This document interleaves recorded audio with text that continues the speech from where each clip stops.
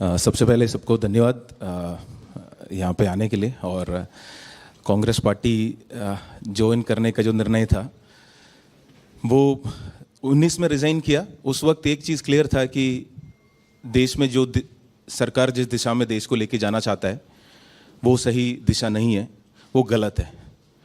वो गलत क्या है वो क्लियर था, और गलत के खिलाफ लड़ना है ये भी क्लियर था। पर ऑल्टरनेटिव क्या है वो उस जर्नी तक पहुंचने में मुझे खुद भी क्लैरिटी की ज़रूरत थी। तो कई सारे 80-90 जिलों में घूमे, ट्रैवल किए, लोगों से बात किया, कई सारे लीडर्स से मिले।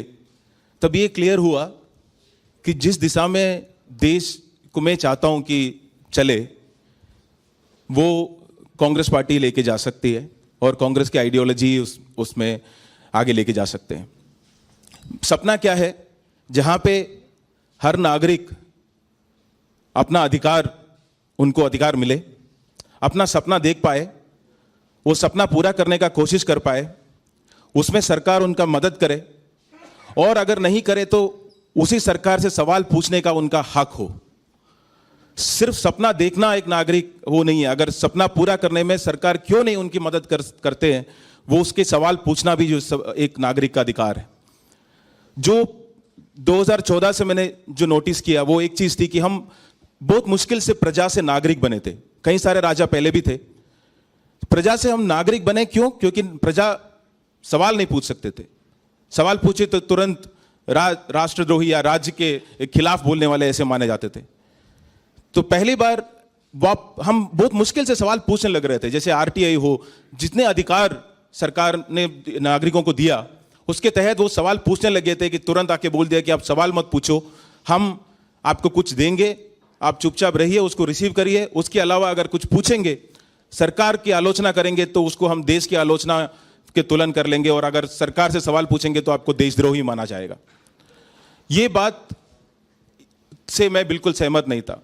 देखिए, जिनको लगता है कि सरकार सही काम कर रहे हैं वो उसकी पूर्ण सम्मति दे, वो देश प्रेमी हो सकता है। जिनको लगता है कि जो सरकार कर रहे हैं वो देश हित में नहीं है और गलत रास्ते पे लेके जा रहे, तो उसको सवाल पूछने वाले, क्योंकि वो बहुत सारे कॉस्ट पे, अपने पर्सनल कॉस्ट पे वो सवाल उठाते हैं, वो भी देश प्रेमी है। मैं एक ही तबके के लोगों को देशद्रोही मानता हूं, जिनको पता है ये बात कि देश सही दिशा में नहीं जा रहे, पर अपनी फायदा के लिए या लालच या ग्रीड या सर्वाइवल के लिए ये निर्णय ले चुका है कि हाँ हम चुप रहेंगे क्योंकि चुप रहना ही इस वक्त बेहतर है। तो जो मैं उस तरीके का देशद्रोही नहीं बनना चाहता था। मुझे यह था कि मुझे जो अपनी बात रखना है, सवाल उठाना है, वापस हमें प्रजा नहीं बनना है, हमें नागरिक रहना है। तो उसी में जब जितना ज़्यादा बात किया, वो ये सारी जो थॉट्स है वो कांग्रेस की आइडियोलॉजी ही है, ना कि सिर्फ हिस्ट्री है, वो प्रेजेंस है। और इसीलिए जितना मैं उसके मतलब पार्टी के साथ मिलकर काम कर सकता हूँ और जितना मजबूत कर सकता हूँ अपनी कार्य से, वो सेवा से, वो करने के लिए मैं तैयार हूँ। और जहाँ लगता है मेरी काम आएगा वहाँ पे काम करने के लिए मैं तैयार हूँ। बहुत दिल से, काफ़ी वक्त लगा, पर वो इसलिए क्योंकि मुझे खुद भी एक अपनी जर्नी से थ्रू जाना था। वो सारे क्लैरिटी के साथ पूरी दिल से मैं आज कांग्रेस पार्टी में ज्वाइन कर रहा हूँ, और कांग्रेस पार्टी और देश की जनता के लिए हमेशा काम करता रहूँगा। Thank you. आपके कुछ सवाल आप पूछना चाहें?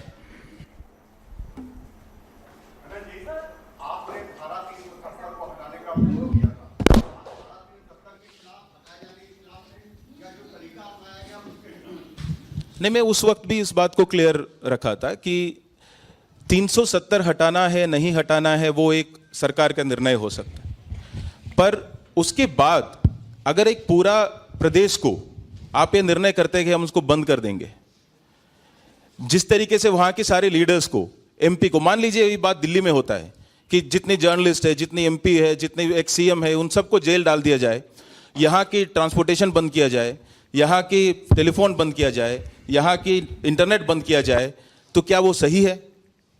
ये सिर्फ मेरे लिए सवाल नहीं है, हम सबके लिए सवाल है कि क्या वो सही हो सकता है? किसी भी देश में, एक लोकतांत्रिक देश में ये सही हो सकता है, या उसके खिलाफ आवाज नहीं उठनी चाहिए थी? तो वो सवाल ही मैंने उठाया है, और उस सवाल पे मैं आज भी कायम हूं।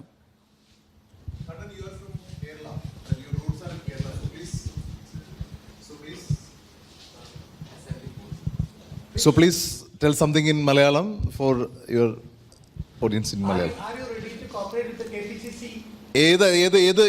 ഏതായിരിക്കും നിങ്ങളുടെ പ്ലാറ്റ്ഫോം ഏതായിരിക്കും? നാഷണൽ തലത്തിലായിരിക്കുമോ കേരളത്തിലായിരിക്കുമോ അങ്ങനെ എന്തെങ്കിലും തീരുമാനിച്ചിട്ടുണ്ടോ?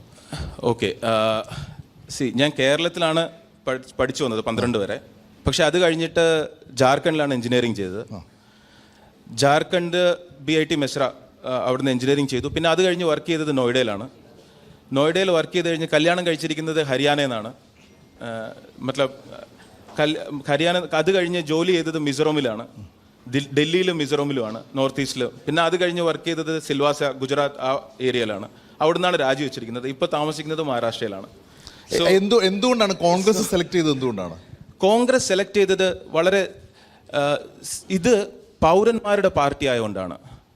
അതായത് പ്രജയിൽ നിന്നും പൗരനിലേക്ക് എന്നുള്ളൊരു യാത്ര ഇന്ത്യയെ ആരംഭിച്ചത് സ്വാതന്ത്ര്യത്തിന് ശേഷം, ആ സ്വാതന്ത്ര്യ സമരത്തിന് അനുബന്ധിച്ചിട്ടാണ്. അത് കഴിഞ്ഞിട്ട് ആ പ്രജയിൽ നിന്നും പൗരനിലേക്ക് എന്നുള്ളതിൽ മാറി വീണ്ടും സർക്കാർ തരുന്നത് മേടിച്ച് ശബ്ദമില്ലാതെ ആൾക്കാരാവുക എന്ന് മാറി തിരിച്ച് വീണ്ടും പ്രജകളാക്കി മാറുന്ന ഒരു യാത്രയിലോട്ട് നമ്മൾ തുടങ്ങിയിട്ടുണ്ട്.